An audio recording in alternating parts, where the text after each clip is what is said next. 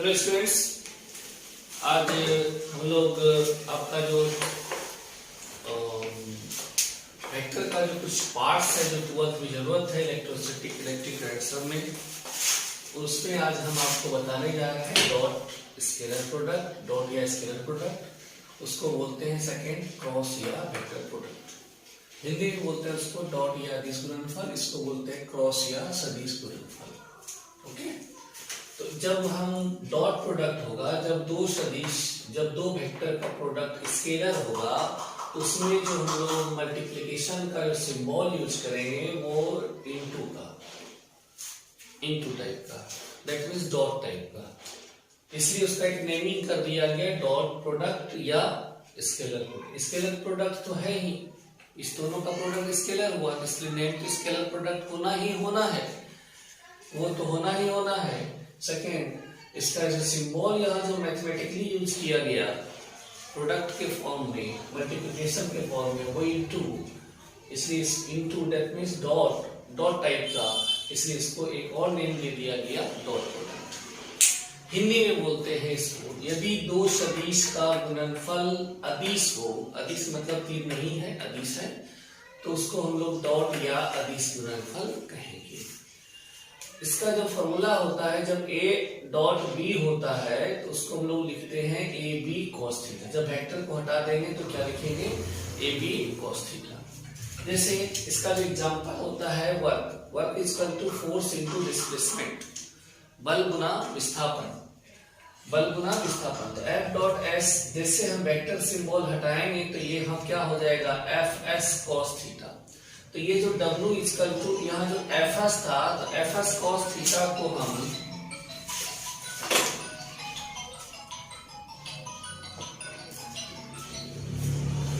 यहाँ जो F dot S है, Fs cos थीटा, तो W equal to F dot S, इसकी जगह हम F डॉट S के बदले Fs cos थीटा लिख सकते हैं। That mean W equal to F dot S को हटा करके Fs cos थीटा यहाँ लिख दिए।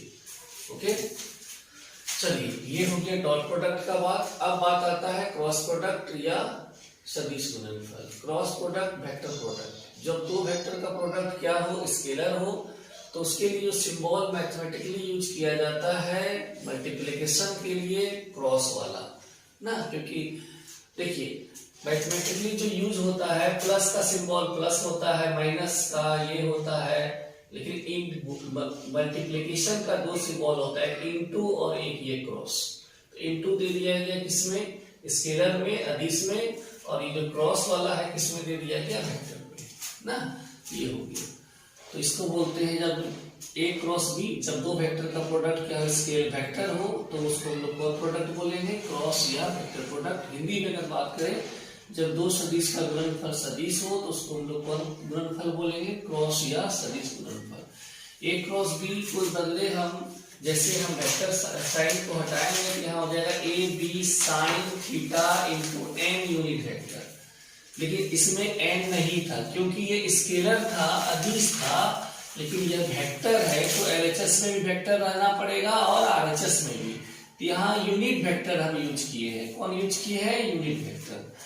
तो जब हम मॉड लगा देंगे तो यूनिट वेक्टर हट जाएगा, तो A क्रॉस B का मॉड जब करेंगे तो सिर्फ n हट जाएगा, बचेगा A B sine theta.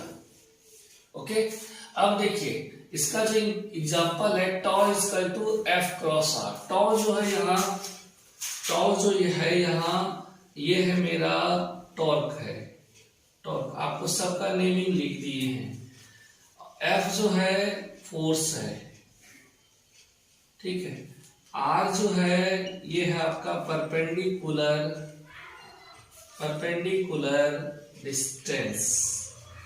Okay, तो tau equal to F cross R, तो F क्रॉस R के बदले में लिख सकते हैं एफ आर, जैसे यहाँ a B sine theta n लिखे थे तो f are sine theta N.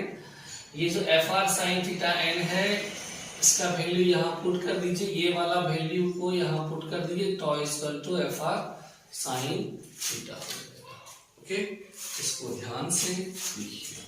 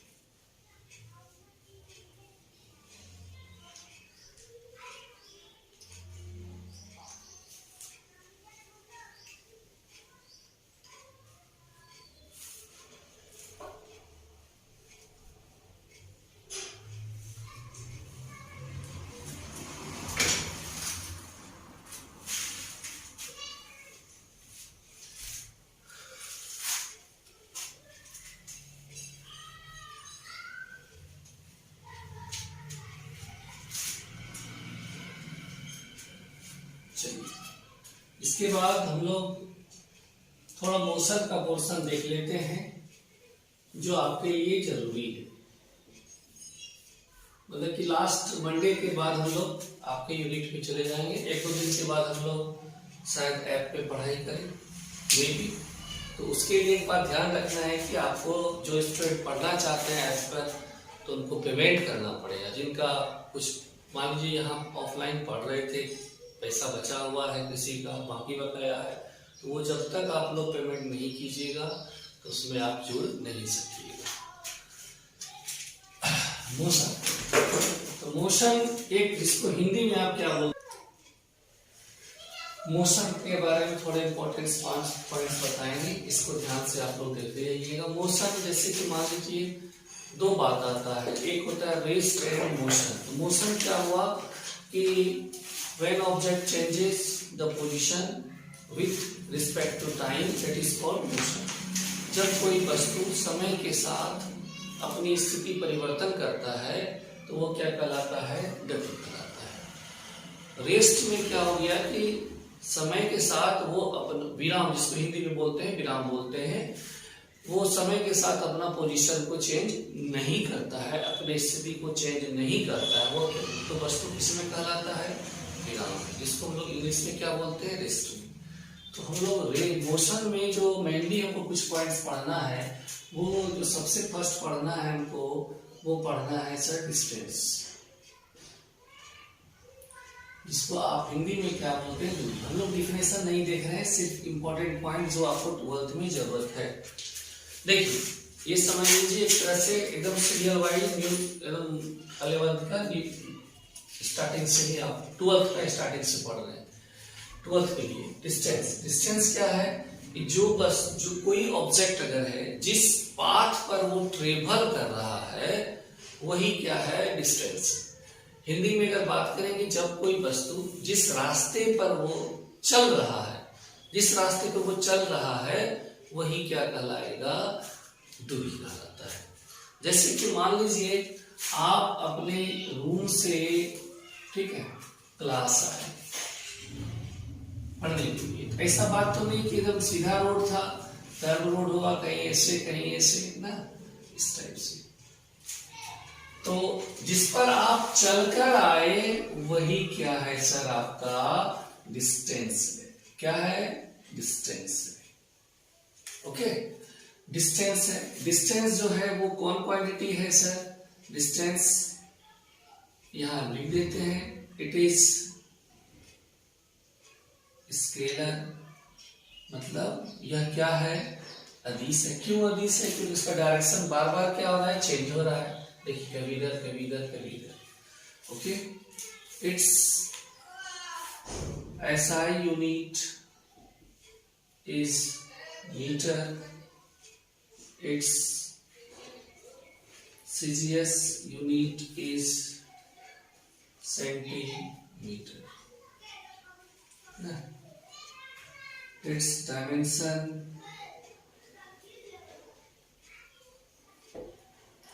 is L. ये सब बता चुके हैं जो बच्चा इस डेली पढ़ रहे हैं, जो नहीं पढ़ रहे हैं लिख रहे हैं तो उनके लिए क्यों जरूर बताना, समझना उनका काम है।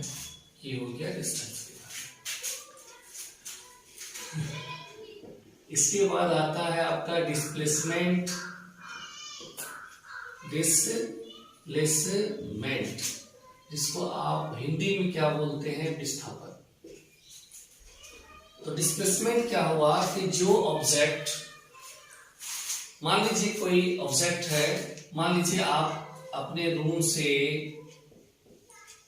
अपना क्लास आए पढ़ने के लिए, तो जिस पर चल के आए वो क्या हो गया, डिस्टेंस। लेकिन ये दोनों के बीच का अगर शॉर्टेस्ट डिस्टेंस का बात किया जाएगा, जिसको न्यूनतम दूरी बोलते हैं, तो वो एक स्ट्रेट लाइन होगा, स्ट्रेट लाइन होगा। इसी को हम लोग क्या बोलते हैं, बोलिएगा डिस्प्लेसमेंट, जिसको हिंदी में क्या बोलते हैं आप, विस्थापन। तो आप रूम से चले क्लासरूम, तो आपका डायरेक्शन किधर वर्क करेगा, इस तरफ। ना।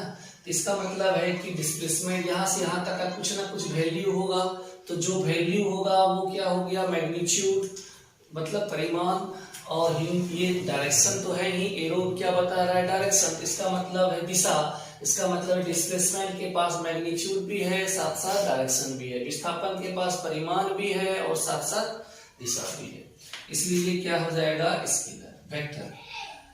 इट इज वेक्टर, वेक्टर का हिंदी होता है आपका सदिश। इट्स एसआई यूनिट इज, इसका भी जो यूनिट होता है या डायमेंशन जो भी होता है डिस्टेंस का वही होगा।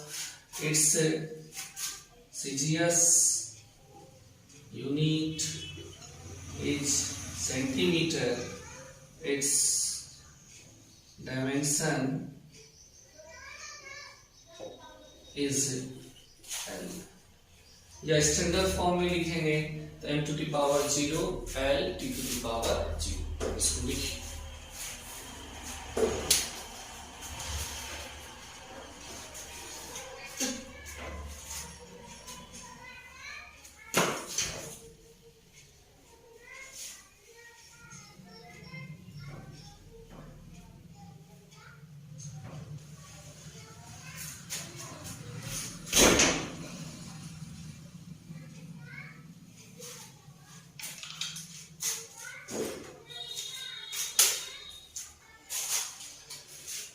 ये आपका डिस्टेंस है, ये वाला, इसको आप हिंदी में क्या बोलते हैं, दूरी ना, ये आपका डिस्टेंस है।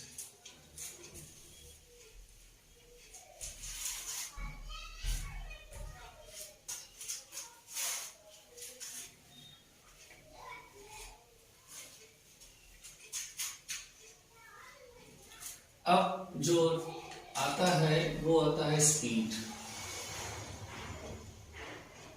स्पीड को हिंदी में क्या बोलते हैं आप, चाल बोलते हैं ना। तो स्पीड का जो फॉर्मूला होता है s/t, ठीक है, मेन फॉर्मूला होता है s/t, the rate of change of distance with time, that is called speed. समय के साथ दूरी परिवर्तन की दर को क्या करते हैं, चाल करते हैं ना। ये देखिए v क्या है यहाँ पर, मेरा v है, मेरा स्पीड है, जिसको आप क्या बोलते हैं हिंदी में, चाल। s क्या है, डिस्टेंस है, जिसको आप क्या बोलते हैं, दूरी बोलते हैं। t क्या है आपका, टाइम, समय।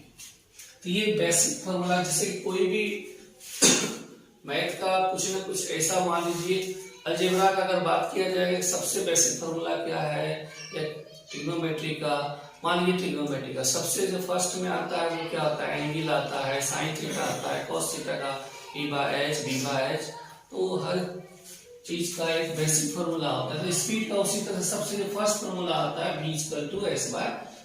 इसके बाद बहुत सारा फॉर्मूला आता है, v = डेल्टा s/डेल्टा t, v = ds/dt। अगर हम लोग लिमिट में लिखते हैं तो limit delta t tends to 0 delta s/डेल्टा t ना। ये एक जो सबसे बेसिक होता है वो होता है एवरेज, एवरेज स्पीड। कौन स्पीड, एवरेज। इसको बोलते हैं इंस्टेंटेनियस स्पीड के लिए होता है, इसको हम लोग बोलते हैं हिंदी में क्या बोलते हैं आप, इसको औसत। सिर्फ हम फॉर्मूला लिख रहे हैं, याद रखिएगा, औसत से। इसके लिए जो फॉर्मूला यूज होता है आप लोग जान रहे हैं, कुल दूरी बटे क्या होता है, कुल समय। s1 plus s2 bye t1 plus क्या होता है, t2। ये हुआ ना। इसका ये जो स्पीड होता है, speed, it is scalar. Scalar मतलब ये क्या होता है सर, अदिश होता है। It's SI unit is metre per second. सबका यूनिट सब बता दिए आप लोग को, metre per second. It's CGS unit is centimetre per second. It's dimension, सब सभी चीज को अब यूनिट डायमेंशन सब बता चुके हैं, फर्स्ट सेकेंड थर्ड क्लास में आपको मिल जाएगा। LT-1 या हम लोग इसको स्टैंडर्ड फॉर्म में लिखेंगे तो n नहीं है, LT क्या सर -1 इसको लिखिए।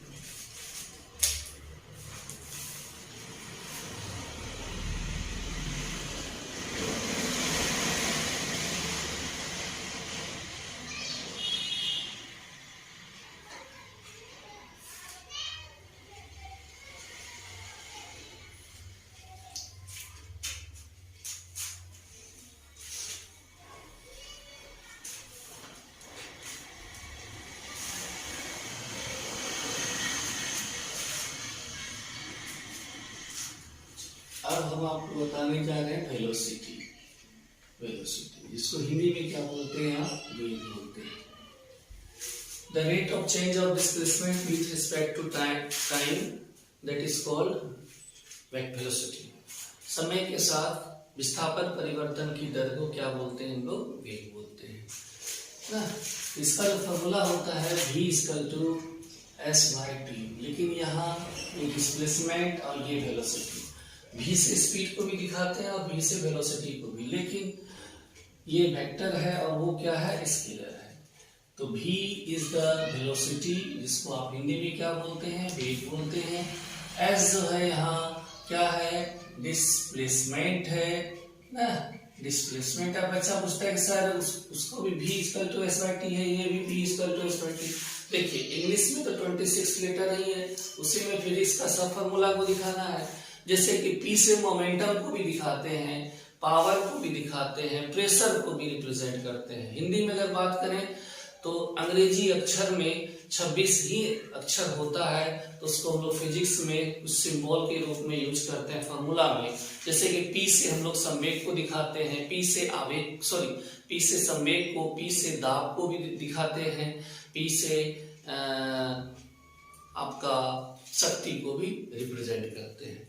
तो ये सब कोई बड़ा बात नहीं है, लेकिन जब हम बोले कि ये वेलोसिटी है तो वेलोसिटी का दिमाग में लेके चलना है। Velocity is equal to displacement by time. तो ये हो गया आपका विस्थापन ना, विस्थापन। टी क्या हो गया सर आपका, टाइम।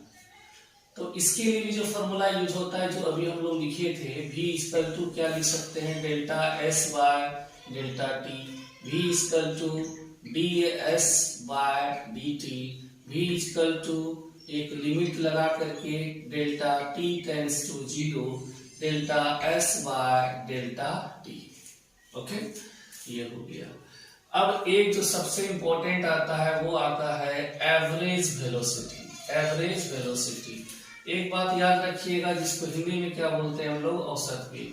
औसत वेग, एवरेज स्पीड का जो फॉर्मूला था s1 + s2 / t1 + t2, लेकिन इसमें ऐसा होता नहीं है। s2 माइनस क्या होता है, s1 ना, t2 माइनस क्या होता है, t1। ठीक है, s2 - s1 / t2 - t1, वहां प्लस होता है, s1 + s2 / t1 + t2।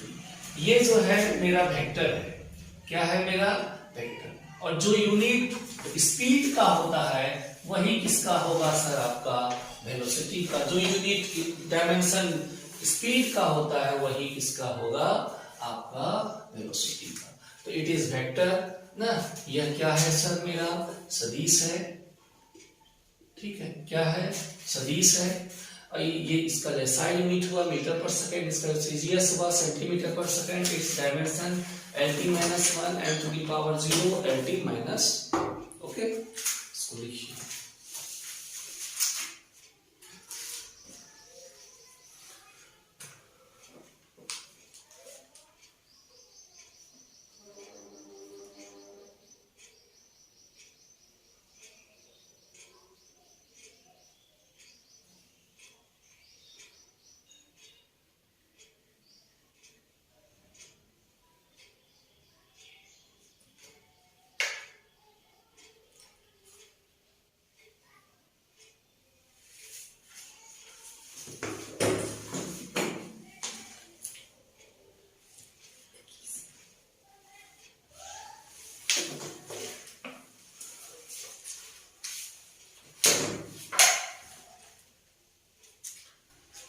इसमें अब हम बताने जा रहे हैं एक्सेलरेशन। एक्सेलरेशन का फॉर्मूला होता है a equal to v by t, velocity by time, त्वरण बराबर वेग बटे समय।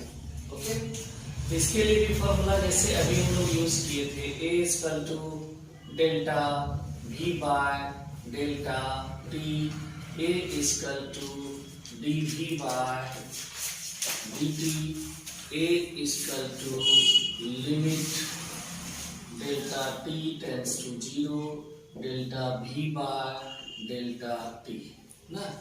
एक जो आता है मेरा वो आता है एवरेज वेलोसिटी, जिसको sorry average acceleration, average acceleration जिसको हम लोग बोलते हैं औसत त्वरण। इसके लिए जो फॉर्मूला आता है a equal to v2 minus v1 by T2 minus T1 ये आता है, जिसको आप हिंदी में क्या बोलते हैं, औसत त्वरण। ओके, औसत त्वरण। इसके बाद ये जो होता है, इसमें जो सबसे बड़ी बात है, इट इज वेक्टर, यह सदिश होता है। ठीक है, इस ऐसा यूनिट सब लिखा हुआ है आपकी कॉपी में, metre per second square. It's dimension is LT minus 2, या हम लोग लिख सकते हैं to the power 0 LT minus 2। एक चीज और इसमें है, it's CGS unit is centimetre per second square. Okay, इतना होने के बाद जो सबसे इंपॉर्टेंट पोर्शन है, जो आपको बार बार मोशन ये करंट में भी आएगा, आपका इलेक्ट्रोस्टैटिक में आएगा, और ज्यादातर करंट और इसमें आपका इलेक्ट्रोमैग्नेटिज्म में ज्यादा यूज होता है। इसमें जीरो देखिए, एक्सेलरेशन भी बहुत तरह का होता है, average acceleration, non uniform acceleration, instantaneous acceleration, negative acceleration, इसको हम लोग बोलते हैं रिटार्डेशन भी बोलते हैं, डी एक्सेलरेशन भी बोलते हैं, और एक होता है आपका जीरो एक्सेलरेशन। हिंदी में अगर बात करें तो समान त्वरण, असमान त्वरण, तात्क्षणिक त्वरण, आपका आ गया मंदन, शून्य त्वरण, मंदन को ही बोलते हैं हम लोग, ऋणात्मक त्वरण बोलते हैं। तो ये सब 11th का पोर्शन है। अगर आप नहीं पढ़े हैं तो गलती आपका है। जो हमको जरूरत है बताने के लिए इलेक्ट्रिक करंट पढ़ाने में, इलेक्ट्रोस्टैटिक पढ़ाने में, उतना सा हम आपको बता रहे हैं। चलिए, जीरो एक्सेलरेशन। तो जीरो एक्सेलरेशन में जिसको आप हिंदी में क्या बोलते हैं, शून्य त्वरण। शून्य, तो शून्य त्वरण दो स्थिति में होता है।